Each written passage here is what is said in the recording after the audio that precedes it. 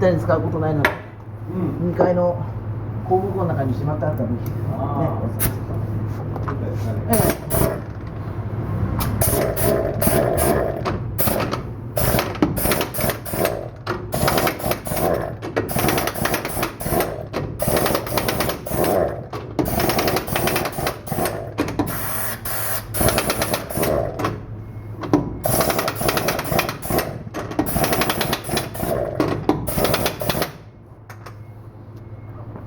はい、前しまって下ろしますよ。で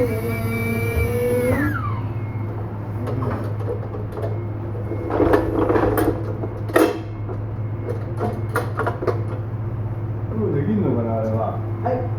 オイル交換できる？ああ、もういいですよ。できますよ。一回じゃあタイヤね、閉めちゃいますからね。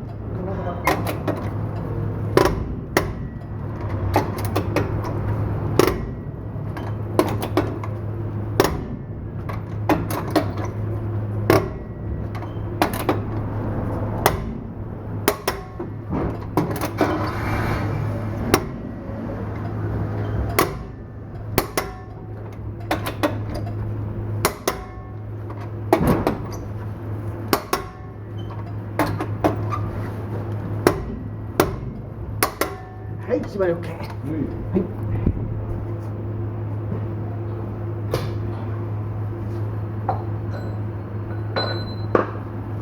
そしてあった方がいいね。はい。あった方がいいね。もうどうしよう。みんないいよから。ちょっと待って。ちょっと待って。まだ持ってかないで。ちょっとこれ、ちょっとどうかな。これさ、市川さんがバランスの書いてあるのあるから、ちょっとこっち持ってきてな。もう右、なんだ。これ、あんねえか。剥がれあんねやつか。いいな、これね。書いてあると終わり。だから、みんないい。いや、もう一個持ってきてと思って。これじゃあそこ置いてて。その間、伊藤さんの